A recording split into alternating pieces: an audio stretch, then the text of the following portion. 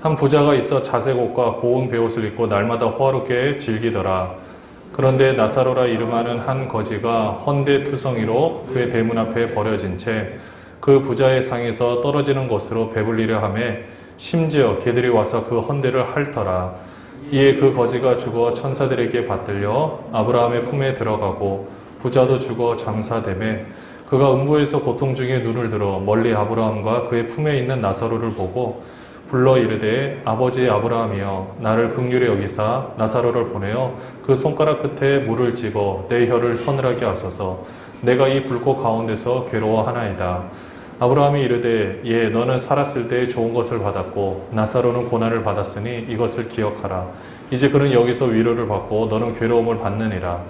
그뿐 아니라 너희와 우리 사이에 큰 구렁텅이가 놓여 있어 여기서 너희에게 건너가고자 하되 갈 수 없고 거기서 우리에게 건너올 수도 없게 하였느니라. 이르되 그러면 아버지여 구하오니 나사로를 내 아버지의 집에 보내소서. 내 형제 5이 있으니 그들에게 증언하게 하여 그들로 이 고통받는 곳에 오지 않게 하소서. 아브라함이 이르되 그들에게 모세와 선지자들이 있으니 그들에게 들을지니라. 이르되 그렇지 아니하니이다. 아버지 아브라함이여 만일 죽은 자에게서 그들에게 가는 자가 있으면 회개하리이다. 이르되 모세와 선지자들에게 듣지 아니하면 비록 죽은 자 가운데서 살아나는 자가 있을지라도 권함을 받지 아니하리라 하였다 하시니라. 아멘. 정말 하나님을 믿고 신뢰를 하는가? 이런 말도 안 되는 상황 가운데서도 하나님만을 바라보고 있는가? 아니면 만몬을 신뢰하는가? 좀 더 쉽게 표현하면 통장의 잔고를 신뢰하는가?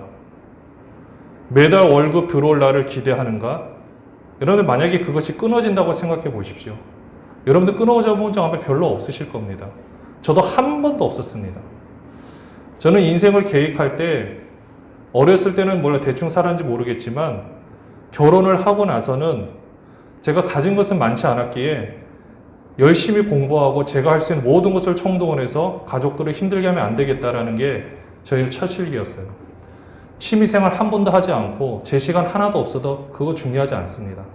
가족만 잘 살면 돼요. 그렇게 살아왔고 또 많은 것을 해주지 못하겠지만 제가 잠을 최대한 줄여서 자더라도 모든 것을 해주는 게 저의 상황이었는데 나중에는 그렇게 할 수 없는 상황이 이르게 되고 어쩌면은 제가 만약에 여기서 죽게 된다면 내 자녀들한테 도대체 무엇을 물려줄 수 있는가? 아무것도 없더라고요. 이런 가운데서도 여러분 하나님을 신뢰한다라면 하시겠습니까? 결국 이 돈 문제의 출발점이 무엇이냐면 내가 철저히 준비를 하고 내가 그렇게 되지 않는다 할지라도 정말 하나님을 신뢰하는가? 하나님이 공급하실 것을 기대하는가? 우리가 보통 생각할 때 상식적으로 하나님을 믿으니까 상식적으로 내가 이것을 해야 되지 않느냐라는 것조차도 여러분들이 그 생각을 깨트려서 진짜 하나님이 공급하실 것을 기대할 수 있는가? 여러분들은 어떠십니까? 목회자라면 한 번은 크게 짚고 넘어가야 할 문제가 이 문제입니다. 우리가 보통 이야기를 하죠. 강한 교회, 약한 교회의 차이점은 무엇일까? 여러분들 그로 성도 수의 많고 적음의 차이가 있을 수 있겠죠. 근데 그로 인해서 재정의 많고 적음의 차이가 날 텐데 사실 암묵적으로는 다 그렇게 인정을 합니다. 돈의 힘이 그만큼 중요하기 때문이죠. 근데 문제는 인식입니다. 저도 이제까지 부교육자로 있으면서 사실 참 재정으로는 풍부한 교회들 가운데 있었는데요. 이 상황들을 보니까 예를 들어서 아프리카에 우물 하나 뚫는데 돈이 많이 들어간 데는 7천만 원, 좀 적게 들어간 데 70만 원 다양합니다. 근데 마음만 먹으면 이걸 이렇게 하고 싶습니다. 그럼 어떤 한 성도님이 헌금을 탁 해요. 한 3천만 원, 7천만 원. 제가 선교를 담당하고 있는데 선교사는 선교 편지를 모아서 필요한 곳에 생각만 하면 다 막 공급이 되는 거예요. 또 시골에 있는 목회자도 섬기죠. 좋은 일 얼마든지 많이 할 수 있었습니다. 근데 저도 그런 모습을 봐오면서 나도 저런 거 참 했으면 좋겠다.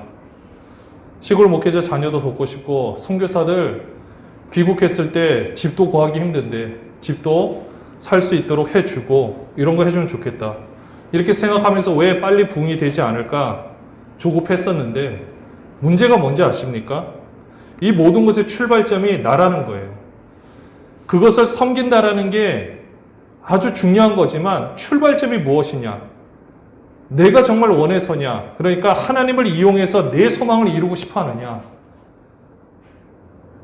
문제는 여기에 있다라는 겁니다. 아무리 그것을 많이 한들 나로부터 출발되고요.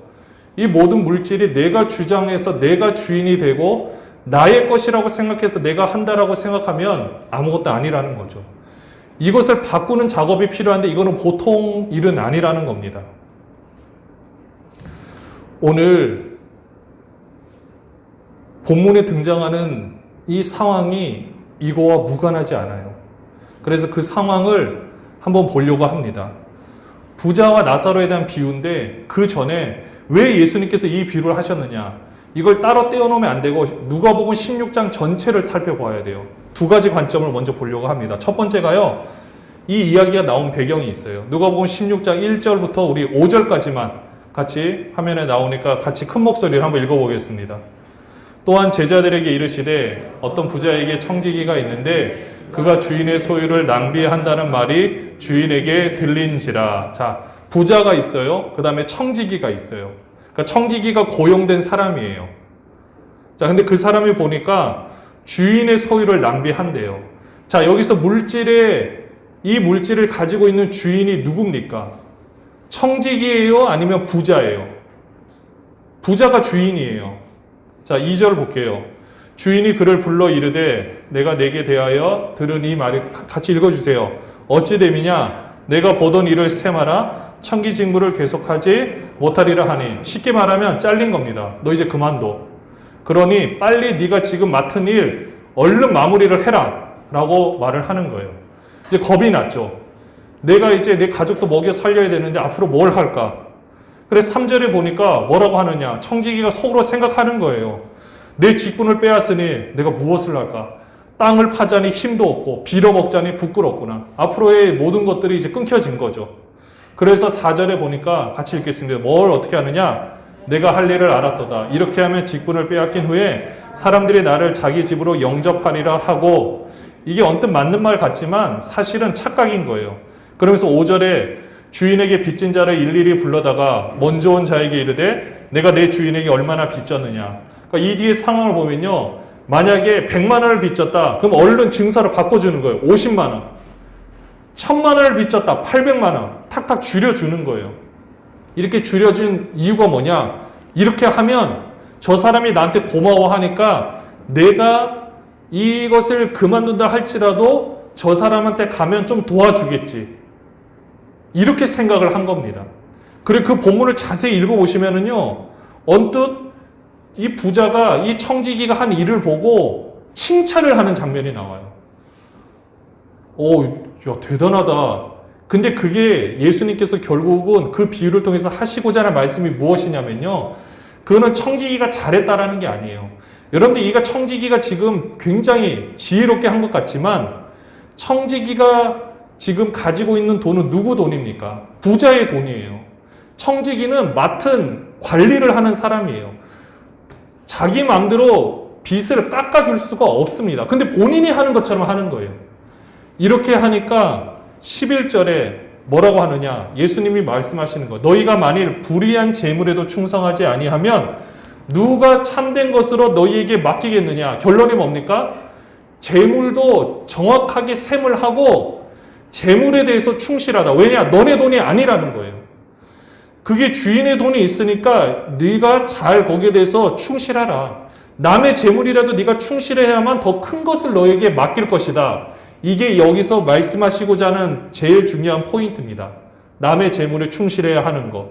그리고 주인을 섬기기 위해 물질을 쓰는 거지 물질 때문에 주인을 섬기는 게 아니라는 거예요. 다시 한번 말씀드리면 내가 주인을 섬기기 위해서 그 물질을 관리해서 사람들에게 빌려주기도 하고 또 이자도 받는 거지만 그 물질을 내가 얻으려고 주인을 섬기는 게 아니라는 겁니다. 이거 진짜 중요한 개념입니다. 자, 이런 상황에서 이거를 지금 제자들에게 말씀하시고 옆에 다른 사람도 있어요. 바리새인을 포함해서. 자, 이렇게 말씀하시면서 13절에 먼저 물질 얘기를 하면서 뭐라고 하느냐 같이 읽겠습니다. 지파인이 두 주인을 섬길 수 없나니 혹 이를 미워하고 저를 사랑하거나 혹 이를 중히 여기고 저를 경히 여길 것임이니라. 너희는 하나님과 재물을 겸하여 섬길 수 없느니라. 자, 하나님과 재물을 겸하여 섬길 수 없다라고 했어요. 만몬신과 하나님은 겸하여 섬길 수 없다라고 했어요. 저도 이 본문 예전부터 많이 봐왔던 본문인데 그때는 당연하지. 근데 이게 내 삶으로 체득되어져서 당연한 것과 그냥 들어서 당연한 것은 다른 거예요. 지금의 상황에서는 이 말씀을 볼 때 이게 어떻게 다가오는지 이제는 확실하게 느낄 수 있다는 겁니다. 자, 예수님 이렇게 분명히 말씀하셨어요. 두 신을 동시에 섬길 수 없다라는 거예요. 그러면서 14절에 바리새인들이 뭘 좋아하는 사람이라고 그랬어요? 돈을 좋아하는 자들이라 이 모든 것을 듣고 비웃거늘. 사실 엄밀히 따지면 바리새인들은 존경을 받는 사람들이에요. 본인이 가르치는 것에 대해서 대가를 받지 않았습니다. 그래서 사실 돈을 사랑한다라는 그 말이 여기하고는 좀 안 맞는 것 같지만 근데 그 당시에 바리새인들은 스스로 내가 모든 이 열심히 한 거에 대해서 직접적인 대가는 아니지만 간접적으로 내가 이렇게 열심히 하는 것에 대해서 나는 대가를 받을 수가 있다. 소의 멍에 밭을 갈구는 소에 멍에를 끼우지 말라는 것처럼 이걸 누릴 수 있다고 생각했고 실제적으로 물질을 이렇게 많이 모아둔 사람도 있었다라고 합니다. 자, 바리새인들이 지금 시골에서 온 예수라는 사람이 이렇게 가르치니까 비웃고 있는 거예요. 이걸 비웃고 왜 비웃느냐? 이 바리새인들의 생각에 15절에 보시면 같이 읽을게요. 예수께서 이르시되 너희는 사람 앞에서 스스로 옳다 하는 자들이나 뭐라고 합니까? 스스로 옳다. 의인이라는 거예요. 스스로 너희들은 하나님의 율법을 잘 지켜서 그래 너희들은 의인이라고 생각하고 있지. 근데 너희 마음을 누가 아신다? 하나님께서 아시나니 사람 중에 높임을 받는 그것은 하나님 앞에 미움을 받는 것이라. 여기서 지금 말하고자 하는 건요. 첫 번째가 물질이었고 두 번째는 너희들의 율법을 잘 지켜가지고 스스로 의인이라고 여기느냐? 천만에 그렇지 않다라는 것을 말씀해 주고 있는 겁니다. 그러면서 16절 17절에 뭐라고 말씀하시느냐? 율법과 선지자는 요한의 때까지요. 그 다음부터는 하나님 나라의 복음이 전파되어 사람마다 그리도 침입하느니라. 그러니까 그전에는 율법을 지켜서 구원함을 받았느냐? 이제는 그렇지 않다. 하나님 나라의 복음, 죄를 없애주고 예수 그리스도의 그 놀라운 구속 사역으로 말미암아 사람들 가운데서 이 복음이 전해질 것이다. 내 의가 아닌 하나님의 의로 구원함을 받는 것이 전해질 것이다. 그런데요, 여기서 중요한 게 있습니다. 예수님도 놓치지 않으셨던 게 17절에 율법의 한 획이 떨어짐보다 천지가 없어짐이 쉬우니라. 이게 무슨 말씀일까요? 율법을 안 지켜도 된다라는 게 아닙니다. 율법의 참된 의미를 온전하게 지켜야 된다는 거예요. 지금 율법의 한 획이라는 것은 히브리어 글자의 한 획이 있냐 없느냐에 따라서 뜻이 완전히 바뀌어져 버려요. 그런데 그런 한 획이 떨어짐보다 그게 없어지는 것보다 천지가 없어지는 게 쉬우니라. 여러분들 이 천지가 없어지는 게 쉽겠습니까? 불가능한 일이잖아요. 그만큼 율법의 한 획이 절대 떨어지지 않는다라는 거예요. 이거를 지금 강조하시면서 우리 18절까지 18절 같이 한번 읽어보겠습니다. 시작. 무릇 자기 아내를 버리고 다른 데 장가드는 자도 간음하며 무릇 버림당한 여자에게 장가드는 자도 간음함이니라. 이게 여러분들 사회적 배경을 같이 아셔야 되는데 이 당시 원래 모세오경에 의하면 하나님께서 어쨌든 이게 짝지어 주신 이 모든 것은 사실 그대로 지켜야 돼요. 근데 사람이 하도 완악하니까 이런 겁니다. 제가 지금 결혼을 했는데 제가 만약에 이혼을 했어요.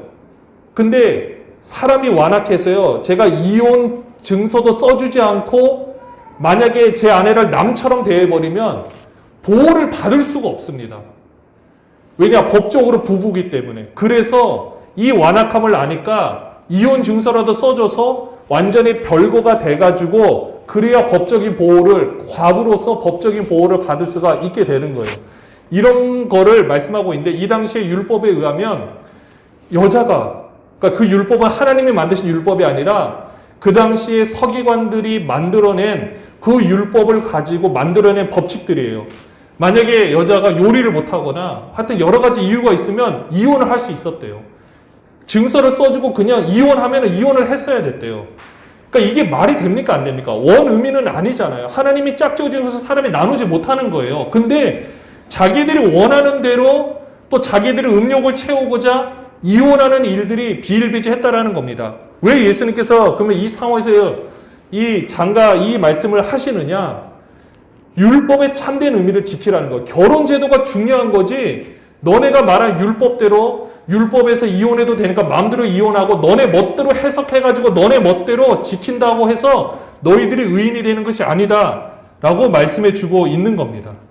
그러니까 아까 첫 번째 포인트가요, 모든 물질 이것이 하나님의 것이라면은 이 두 번째 포인트는 복을 받은 것이 의인의 기준이라 생각하지 말고 모든 법을 지켜서 의인이 될 수 있다고도 생각하지 말고, 그러니까 쉽게 말해서 스스로 구원받은 의인이 될 수 있다고 하지 말라라는 겁니다. 자, 그러면서 이제 부자와 나사로 이야기를 하시는 거예요. 19절 말씀에 보면은 한 부자가 있어. 같이 읽겠습니다. 자색옷과 고운 베옷을 입고 날마다 호화롭게 즐기더라. 거의 왕처럼 지내고 있는 거예요. 자색옷 아무나 못 입습니다. 이렇게 즐기고 있는데 여러분들 이 부자가 어떻게 되느냐? 22절에 보니까 후반절에 부자도 죽어 장사되매. 자, 이 수명이 다 돼서 이게 죽게 되었어요. 근데 23절에 보니까 그가 음부에서 고통 중에 눈을 들어 아브라함과 그의 품에 있는 나사로를 봤다라고 했어요. 이게 뭡니까? 부자는 지금 죽어서 고통을 받고 있고 나사로는 아브라함 품에 들어갔다라고 했습니다. 여러분들 우리가 이 본문만 따로 딱 읽으면요, 아, 부자는 지옥에 가는가? 여러분 이렇게 볼 수 없습니다. 근데도 그런 생각이 들어요. 그럼 왜 그러는가? 왜 부자는 왜 이런 고통을 당하고 있는가? 이게 아까 첫 번째 관점과 두 번째를 같이 보셔야 이해가 가는 겁니다. 부자는요, 본인이 부자로서 즐기는 것이 하나님으로부터 복을 받았다고 생각했어요. 나는 복을 받았으니까 이런 삶을 살게 되는 거야. 여러분, 우리도 그렇게 살 때 있잖아요. 누가 부자가, 누가 잘 되는 거 보면, 아, 하나님으로부터 복을 받았구나. 우리 이렇게 바라보고 이렇게 생각하잖아요. 부자도 마찬가지예요. 내가 복을 많이 받아서 이렇게 된다. 그리고 이 모든 것을 누릴 수 있는 것은 이게 내가 하나님에서 받은 거기 때문에 다 누려야 된다. 이것이 아니라는 거죠. 왜 그렇습니까? 부자도 주인한테 비유한다면 청직이에요. 물질이 부자 겁니까? 아니면은 맡겨진 것일 거예요. 본인 것이 아니라 맡겨진 겁니다. 그러니까 부자도 사명이고요. 그 맡겨진 것을 가지고 아까 청지기의 입장에서 본다면 이런 겁니다. 지금 부자는요, 왜 지옥에 가느냐? 주인이신 하나님을 섬기는 것이 아니에요. 돈을 축내고 심지어는 돈을 섬기고 있는 겁니다. 이게 모든 것이 내 거라는 거. 나는 이걸 다 받았으니까. 근데 정말 하나님으로 받았다고 느낀다라면 이거는 하나님께서 나에게 맡겨주신 거기 때문에 내가 흘려보내야 되고 하나님 나라의 확장을 위해서 이 모든 것을 쓰임받아야 된다. 이렇게 생각하거든요. 근데 부자는 그렇게 하지 않았어요. 내 멋대로 나는 의인이기 때문에 나는 이 모든 것을 누릴 수 있어. 이렇게 착각하고 있었던 겁니다. 근데 그의 부자의 삶에 비해 20절에 보면 나사로라는 사람의 삶은 어땠는지 한번 볼까요? 20절에 보면 그런데 나사로라 이름하는 한 거지가 헌데투성이로 그의 대문 앞에 버려진 채, 한 거지가 헌데투성이, 온몸이 지금 헌데가 뭡니까? 벗겨지고 하여튼 상처투성이라는 거죠.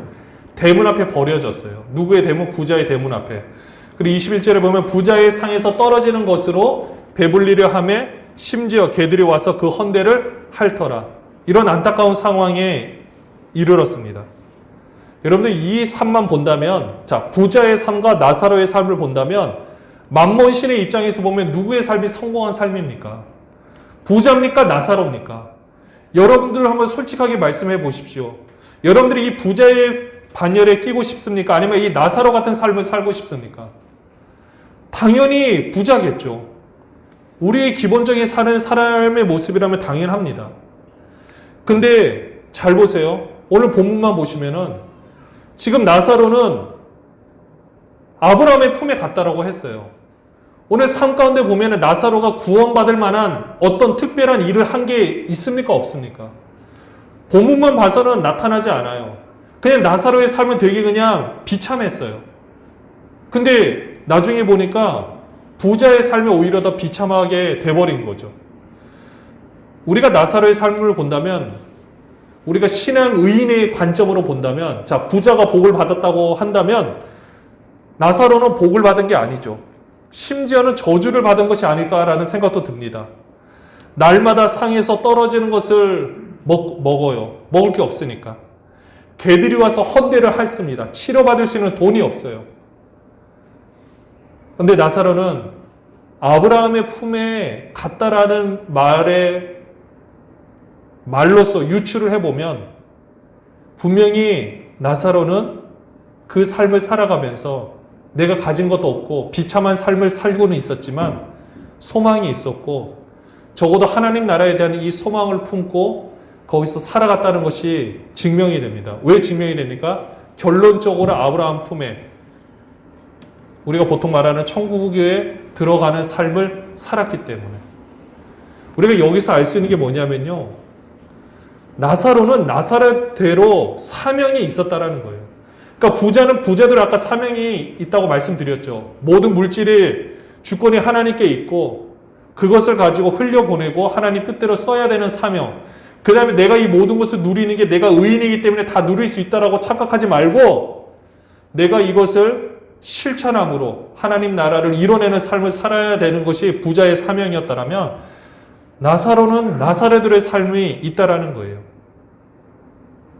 하나님 나라를 사모하는 마음으로 살고 그것을 이루고자 할 수 있는 것은 없었어요. 돈이 없었으니까.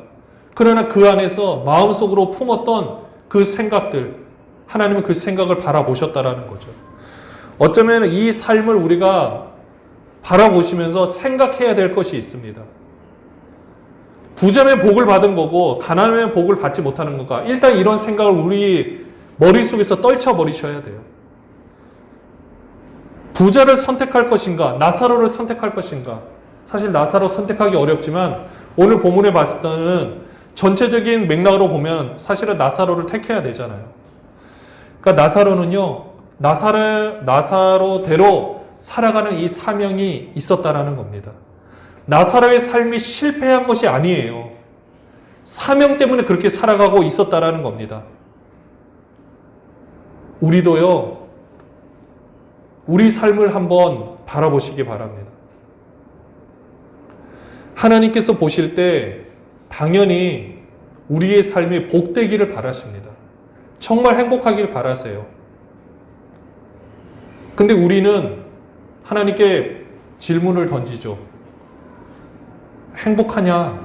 하나님 내가 이렇게 행복한 삶을 살고 있는 것 같습니까?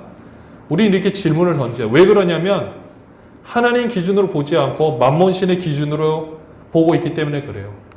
만몬신의 기준으로 보면 여기서 행복한 사람이 한 분이라도 계십니까? 다 비교 대상, 여러분이 아무리 잘 살고 많은 연봉을 받는다 할지라도 내 주위의 사람들, 뉴스에서 나오는 그 한두 사람의 사람들의 삶만 비교해 봐도 그에 비하면 나는 행복하다고 볼 수 없거든요. 그러니까 이 세상의 기준으로 보면 행복하지 않은 것처럼 보이는 게 당연합니다. 근데 어떻습니까?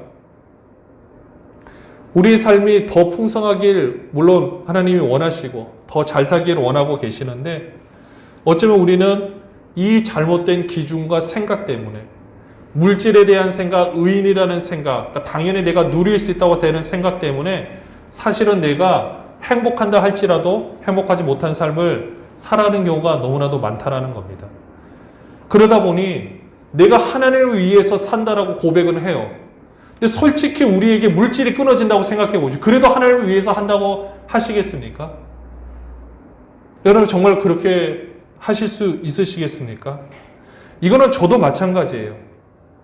저도 아까 제가 서두에 말씀드리는 것처럼 제가 열심히 사역을 하고 우리가 함께 모든 걸 해서 이런 이 상황들이 조금씩 더 나아지고 바뀌어진다라면 사실 더 힘을 얻어서 할 수 있을 거예요. 근데 만약에 그렇지 않다 한들 안 한다면은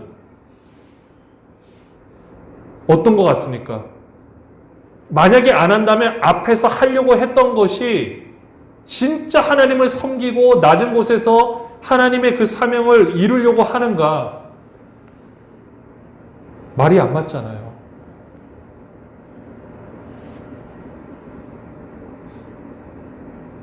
결국은 지금 우리가, 저도 마찬가지고 여러분들도 마찬가지고, 지금 우리가 살아가는 것은 지금은 사명 때문에 이 모습 이대로 살아가고 있다라는 겁니다.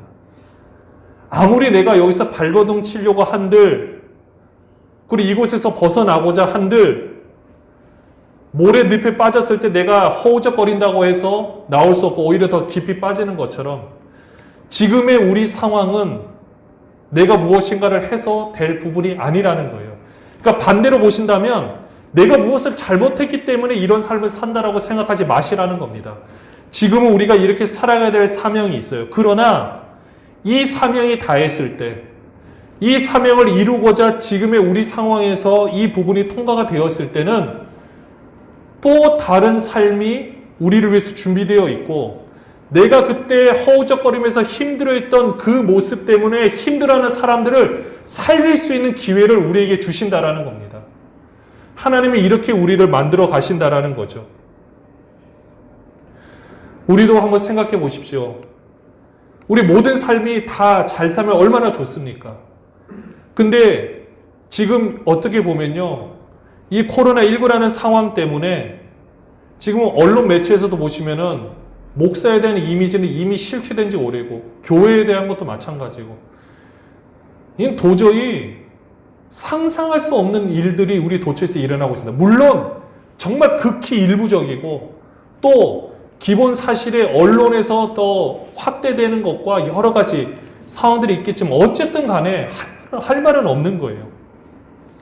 이런 상황에서 지금 우리가 예수를 믿는다라고 말하는 것이 얼마나 지금 어려워졌는지 아시잖아요, 여러분들도. 로마 시대에 순교를 당하는 크리스찬과 지금의 우리 상황이 점점 비슷해지는 것 같아요. 이제는 회사에서도 내가 교회를 다닌다? 지금은 피할걸요.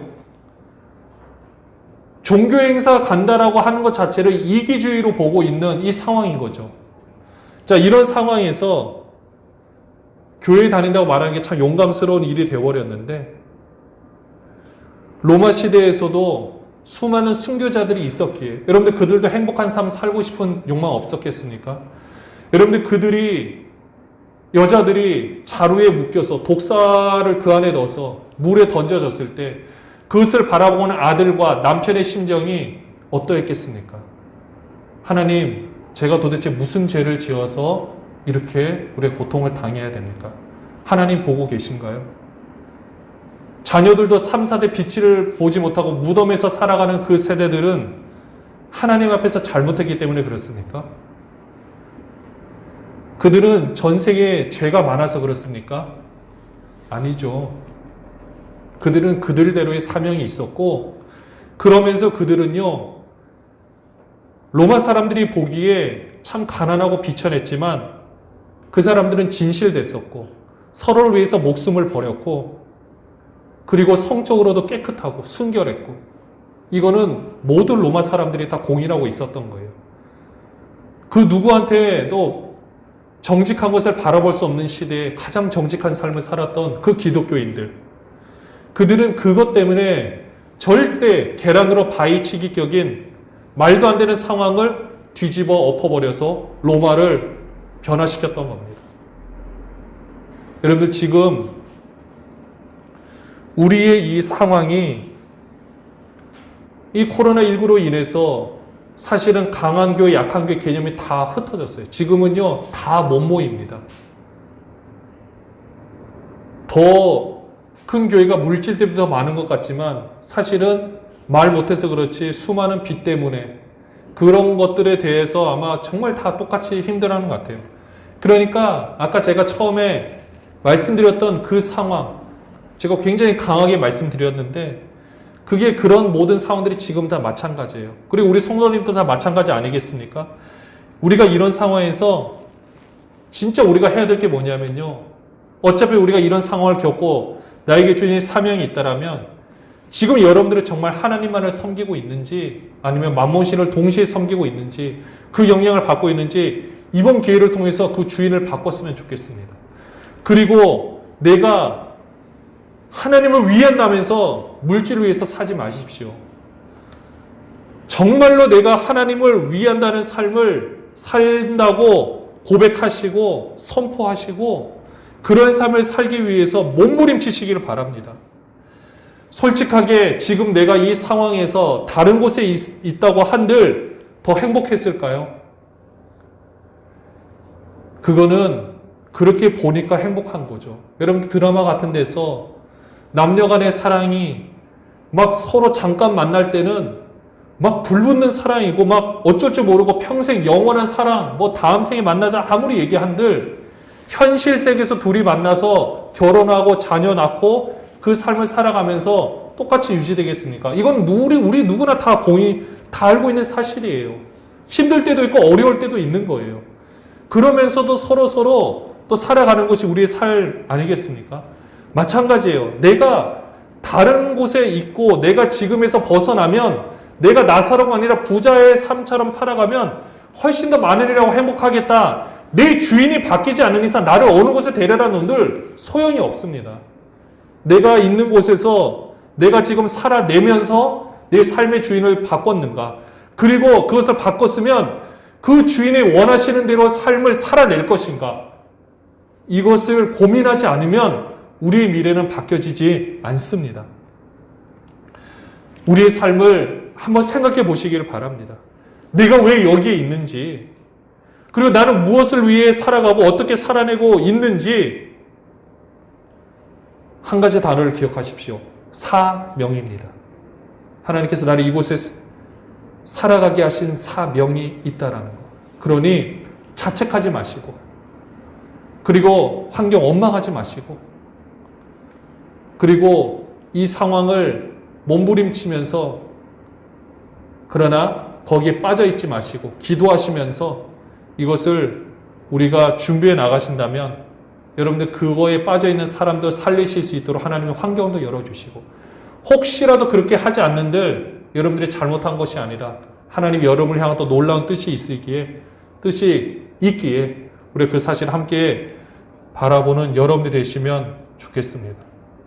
이제는요, 우리가 이 삶에서 우리가 자유해져서 함께 이 세상을 만몬신이 지배하고 있다라고 본다면 다 지옥이에요.